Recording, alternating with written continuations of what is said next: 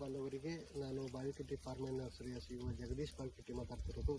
ನಾವು ಇವತ್ತು ಚನ್ನಪ್ಪ ಹೊಂಗಲ್ ಅವರ ತೋಟಕ್ಕೆ ಬಂದೀವಿ. ಇವರು ತೋಟ ಎಲ್ಲಿ ಬರ್ತದಪ್ಪ ಅಂತಂದ್ರೆ ಬೈಲಹೊಂಗಲ ತಾಲೂಕು ಪಟ್ಯಾಳ ಗ್ರಾಮದಾಗ ಇವ್ರದ್ದು ತೋಟ ಬರ್ತೈತಿ. ಇವರಿಗೆ ನಾವು ಒಂದು 4 ತಿಂಗಳ ಹಿಂದೆ ಏನು ಮಾಡಿದ್ವಪ್ಪ ಅಂತಂದ್ರೆ ಪಪ್ಪಾಳಿ ಅಗಿಯನ್ನು ಕೊಟ್ಟಿದ್ವಿ. ನಮ್ಮ ನರ್ಸರಿಯಿಂದ ಪಪ್ಪಾಳಿ ಅಗಿಯನ್ನು ಕೊಟ್ಟಿದ್ವಿ. ಅವರು ಹೆಂಗೆ ಪ್ರೇರೇಪಣೆ ಹೊಂಟರು, ಏನು ಯಾವ ರೀತಿಯಾಗಿ ಪಪ್ಪಾಳಿ ಸಸಿ ಬಗ್ಗೆ ಸಂಪೂರ್ಣ ಮಾಹಿತಿಯನ್ನು ಅವ್ರ ಬಾಯಲಿಂದ ಸಂಪೂರ್ಣ ಮಾಹಿತಿಯನ್ನು ಕೇಳೋಣ ಬರ್ರಿ. ನಮಸ್ಕಾರ. ನಮಸ್ಕಾರ ಸರ್. ಫಸ್ಟ್ ಟೈಮ್ ನೀವು ಪಪ್ಪಾಳಿಯನ್ನು ಮಾಡಿರಿ, ನಿಮಗೆ ಹೆಂಗೆ ಪ್ರೇರೇಪಣೆ ಸಿಕ್ತು ಮತ್ತು ಯಾವ ರೀತಿ? ಇಲ್ಲ, ನನಗೆ ಸರ್ ಇಂತಲ್ಲೇ ಅಗಿ ಸಿಗ್ತಾವ ಅಂತೇಳಿ ಒಬ್ಬರ ಕಡೆಯಿಂದ ನಾ ಕೇಳ್ಕೊಂಡ್ರಿ.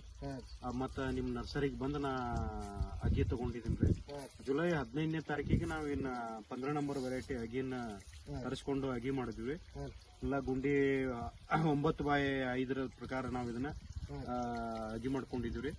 ಆ ನಂತರ ಹಾಕೋ ಟೈಮ್ನಾಗ ಕೊಟ್ಟಿಗೆ ಗೊಬ್ಬರ ಮತ್ತು ಬೇವಿನ ಹಿಂಟೆ ಮತ್ತು ಇವಕ್ಕೆ ಮಾಡ್ತಕ್ಕಂಥ ಎಲ್ಲ ಪ್ರಥಮ ಚಿಕಿತ್ಸೆ ಎಲ್ಲ ಮಾಡ್ಕೇಸ ಹಚ್ಚಿದ್ವಿ ಇವಕ್ಕೆ. ಆ ನಂತರ ಕಂಟಿನ್ಯೂ ಮಳೆ ಇರೋದ್ರಿಂದ ಆ ಟೈಮ್ನಾಗ ಜೀವಾಮೃತ ರೆಗ್ಯುಲರ್ ಆಗಿ ಕೊಟ್ಟವ್ರಿ. 15 ದಿವಸಕ್ಕೆ ಒಂದ್ಸಲ ಜೀವಾಮೃತ ಕೊಟ್ಟಿದ್ದೀನಿ ರೀ. ಮತ್ತು 2 ತಿಂಗಳ ಇಂತ ಪೂರ್ವದಲ್ಲಿ ಓ ವೈರಸ್ ಅಂತೇಳಿ ಒಂದು ಕೊಟ್ಟಿದ್ದೀನಿ ರೀ.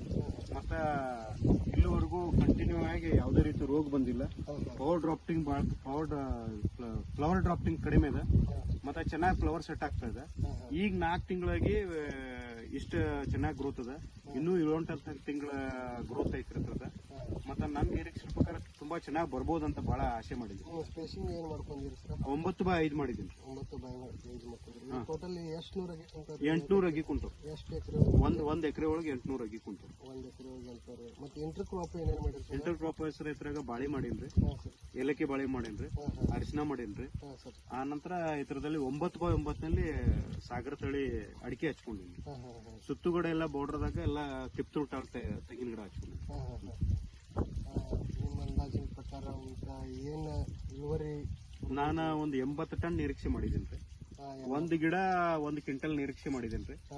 ಒಂದು ಏನು ಇಲ್ಲ ಅಂದ್ರೆ 80 ಟನ್ ಮಾಲ್ ಬರ್ಬೋದು ಇದ್ರಾಗ. ಮಿನಿಮಮ್ ನಮ್ಗೊಂದು 60 ಟನ್ ಮಾಲ್ ಬಂದ್ರು ಮಿನಿಮಮ್ ಏನು 10 ರೂಪಾಯಿ ಮಾರೈತಂದ್ರು 6 ಲಕ್ಷ ಮಿನಿಮಮ್ ಆಗ್ತದೆ. ಅದು ಬಹಳ ಕಡಿಮೆ ಲೀಸ್ಟ್ ಪ್ರೈಸ್ 10 ರೂಪಾಯಿ. 10 ರೂಪಾಯಿ ಅಂತೂ ಮಾರ್ಕೆಟ್ದಾಗ ಮಾರಕ್ ಚಾನ್ಸ್ ಇಲ್ಲ. ಬಟ್ ಲೀಸ್ಟ್ ಪ್ರೈಸ್ 6 ಲಕ್ಷ ಅಂತೂ ಮಿನಿಮಮ್ ಆಗೇ ಆಗ್ತದೆ. ಆ ಲೆಕ್ಕ ನಂತೆ ಒಟ್ಟು ಲೆಕ್ಕ ತೆಗ್ದಿದ್ದೀನಿ.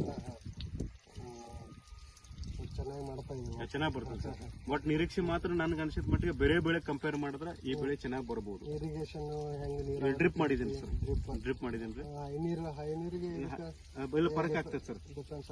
ಯಾಕಂದ್ರೆ ಹೈ ನೀರಿಗೆ ಭೂಮಿ ಬಿರುಸಾಗ್ತದೆ, ಗಿಡಗಳು ಅಷ್ಟು ಶೈನಿಂಗ್ ಬರಂಗಿಲ್ಲ.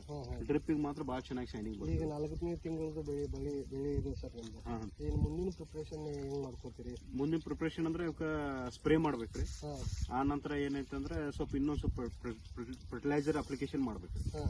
ಆ ನಂತರ ಏನಂತ ಕಾಯಿಯನ್ನ ನಾವು ಸೈಜಿಗೆ ತರಬೇಕು.